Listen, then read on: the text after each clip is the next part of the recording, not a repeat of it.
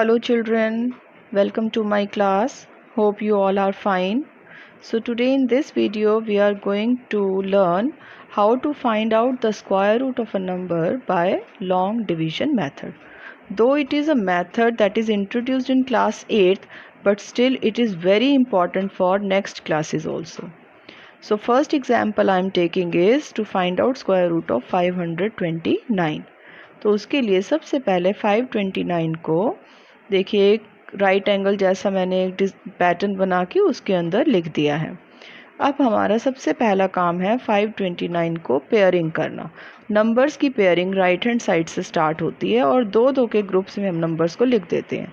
29 का एक पेयर बन जाएगा, 5 सिंगल रह जाएगा। अब आप यहाँ पर ये दो बॉक्सेस देख सकते हो। हमें इन बॉक्सेस में नंबर्स को फिल करना है इस तरह से कि हम 5 के नीचे ऐसा क्या रखें जो सब्ट्रैक्ट हो जाए। जैसे अगर मैं 1 इंटू 1 करती हूँ आंसर 1 मिलता है, 2 इंटू 2 से 4, 3 इंटू 3 से 9। अब 9 तो क्योंकि ग्रेटर है तो इसीलिए हमारी चॉइस क्या होनी चाहिए, 2 multiplied by 2 that is equal to 4। तो हम 5 के नीचे क्या रख देंगे, 4 रख देंगे और इनको क्या करना है, आपस में सब्ट्रैक्ट करना है। तो 5 में से 4 को माइनस करके हमें क्या मिला, 1। अब 29 पूरे का पूरा पेयर जो है उसे हमें क्या कर लेना है, नीचे शिफ्ट कर लेना है। Again the same process will be continued. जैसे डिवीजन में हम एक एक डिजिट लेते हैं, यहाँ पर हमें हमेशा पेयर लेना है, एक एक पेयर लेना है। अब देखिए जो हमने लेफ्ट हैंड साइड में बॉक्सेस के अंदर 2 और 2 लिखा था उसका क्या करेंगे, उसे ऐड कर देंगे। उसे ऐड करके क्या लिख दिया हमने, 4 लिख दिया। अब हमें आगे सेम प्रोसेस करना है। देखिए 4 के आगे आपको फिर से दो बॉक्सेस दिख रहे हैं। Again we have to fill the digits. ऐसे डिजिट यहाँ पर फिल करने हैं कि उन्हें मल्टीप्लाई करके 129 के नीचे कुछ रखा जा सके। जैसे मैं 4 के बाद अगर 1 रखती हूँ और 1 से ही मल्टीप्लाई करती हूँ तो 41, 2 रखती हूँ तो 42 को 2 से मल्टीप्लाई करोगे 84, 43 को 3 से मल्टीप्लाई करोगे 129। तो हमें अपना काम तब तक स्टार्ट करना है जब तक हमें 129 पूरा या फिर उससे कोई छोटा नंबर नहीं मिल जाए, उससे बड़े नंबर पर हमें नहीं जाना। अगेन द सेम थिंग, 129 में से 129 को सब्ट्रैक्ट कर देंगे। उसके बाद जैसे ही हमें 0 मिल गया तो हमारा प्रोसेस ओवर होने पर है। जो जो डिजिट्स आपने रिपीट किए थे, जिनको मैंने टिक मार्क किया हुआ है, उन डिजिट्स को आप मार्क के ऊपर लिख देंगे 23। ये हमारा आंसर होता है। सो 529 का जो स्क्वायर रूट होगा that is equal to 23। I hope it is clear. एक और एग्जाम्पल लेते हैं। So next example we are taking is under root 2704। तो सबसे पहला काम जो करना है एज यूजुअल इसे लिखकर इसकी पेयरिंग करनी है।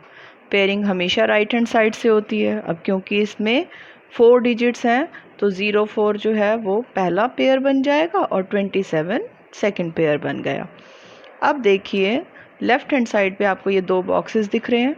हमें इन दो बॉक्सेस में फिर से नंबर सर्च करने हैं। अगर मैं यहाँ पर 1 और 1 फिल करती हूँ तो मल्टीप्लाई करके 1 मिलता है। 2 और 2 फिल करती हूँ तो 2 2 ज़ा 4 होता है।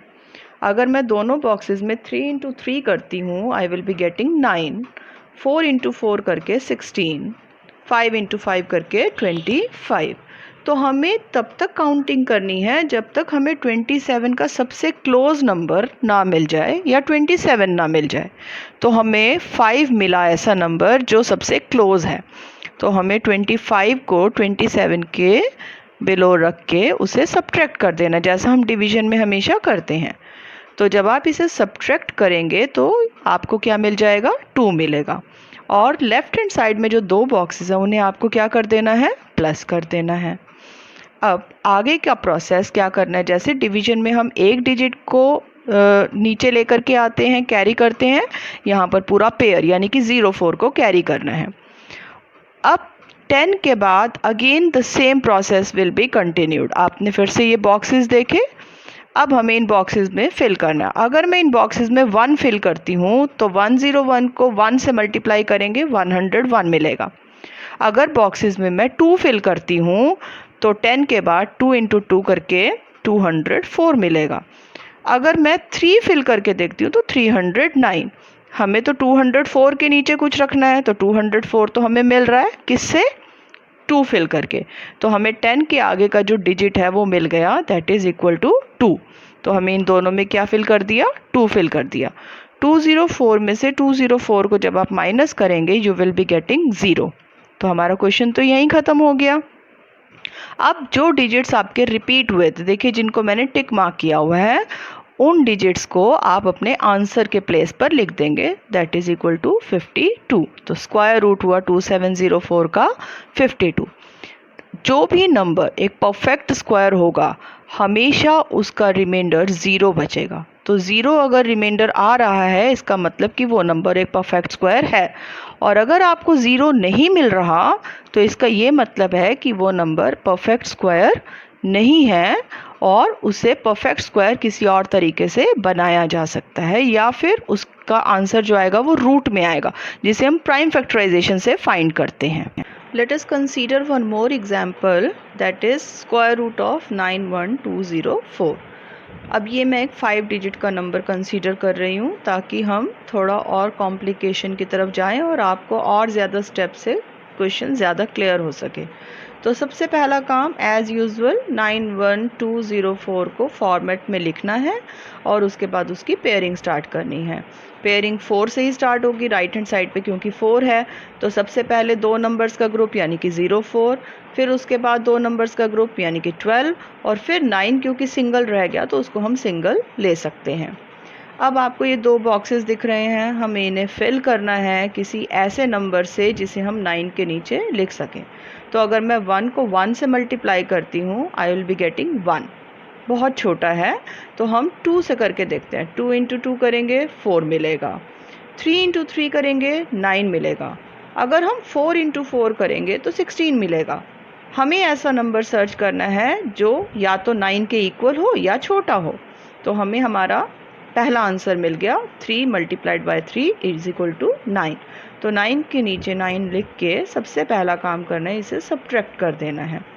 जब आप 9 में से 9 को सब्ट्रैक्ट करेंगे तो आपको राइट हैंड साइड पर मिल जाएगा 0, और लेफ्ट हैंड साइड में जो आपने 3 और 3 लिख रखे थे बॉक्सेस में उसको आपको क्या कर देना है?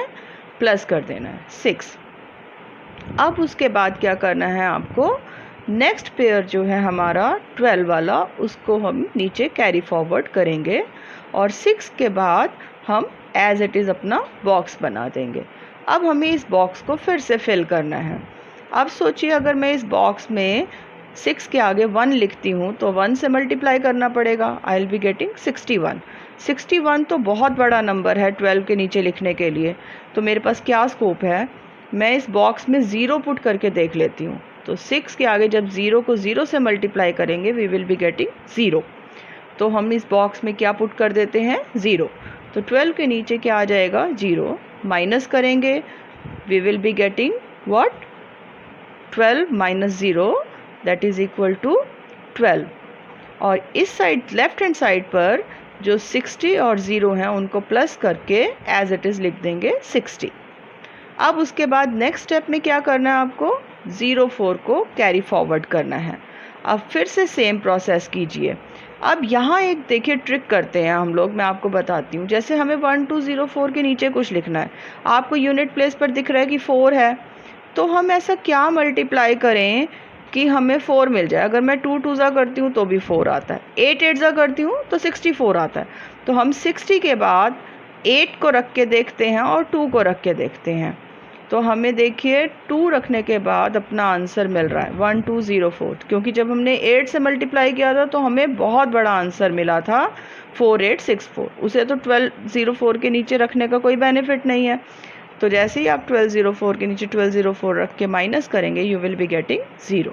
तो आपका क्वेश्चन तो यहीं पर ओवर हो गया, क्योंकि 0 मिल गया, इसका मतलब जो क्वेश्चन हमने स्टार्ट किया था वो एक परफेक्ट स्क्वायर था। अब जो जो डिजिट्स आपने रिपीट किए हैं, जिन्हें मैंने टिक मार्क किया है, वही आपके आंसर्स हैं, तो उनको आप अपने आंसर्स के प्लेस पर लिख देंगे। तो पहला डिजिट जो था वो 3 था, उसके बाद हमने 0 सिलेक्ट किया था, उसके बाद हमने 2 सिलेक्ट किया था। So your answer will be 302। So finally, square root of 91204 is equal to 302. I hope आपको ये क्वेश्चंस समझ में आ गए होंगे.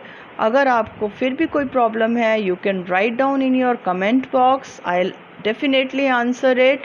Otherwise, practice more and more question and attain the perfection. Till then, bye bye. Have a nice time. Stay at home. Stay safe. Thank you.